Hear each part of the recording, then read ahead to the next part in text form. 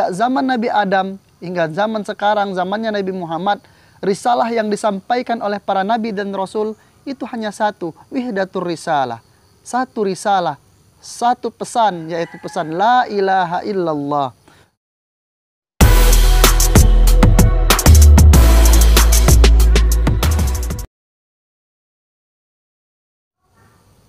Bismillahirrahmanirrahim.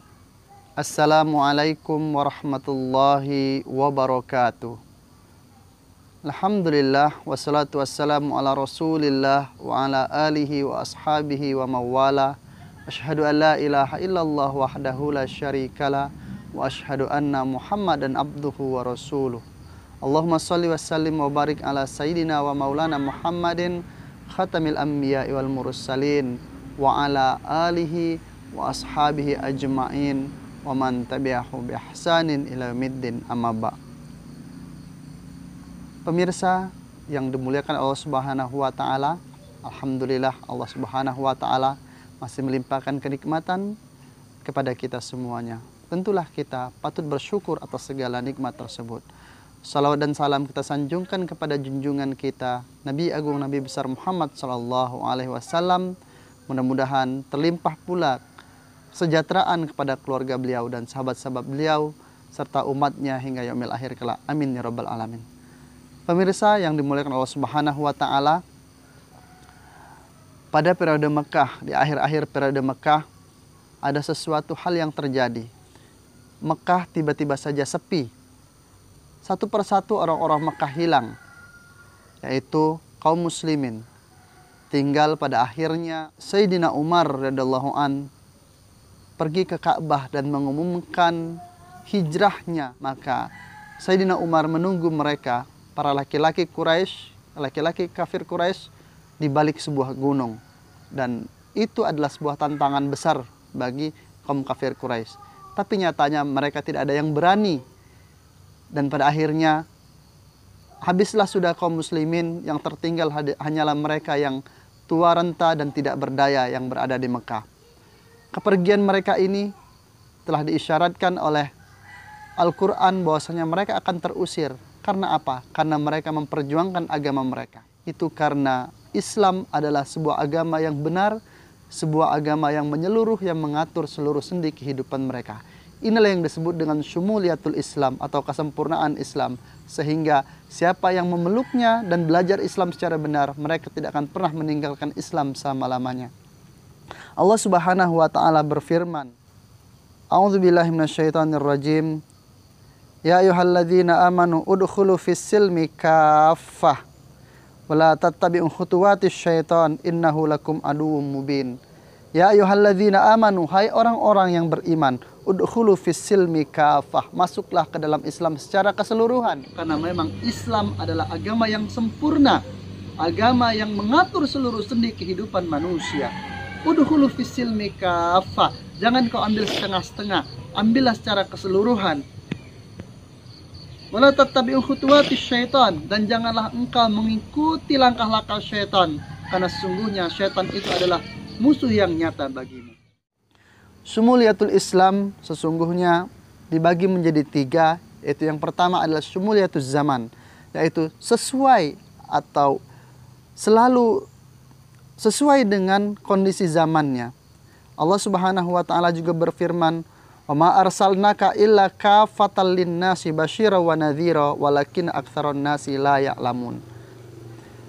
Dan kami mengutus engkau Muhammad melainkan kepada semua umat manusia sebagai pembawa berita gembira dan sebagai peringatan, tetapi kebanyakan manusia tidak mengetahui. Jadi, bagaimana Rasulullah SAW dalam ayat ini dikatakan bahwasanya beliau diutus untuk semua umat manusia, tidak hanya kita kaum muslimin, tetapi seluruh umat manusia.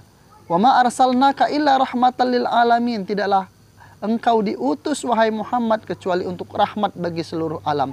Bahkan tidak hanya umat-umat lain tetapi juga untuk seluruh alam, untuk seluruh alam semesta ini. Sejak 1400 tahun yang lalu Islam sesuai dengan zamannya, walaupun sudah berganti di zaman sekarang dengan segala teknologi yang canggih, sesungguhnya Islam masih sesuai dengan konteksnya. Kemudian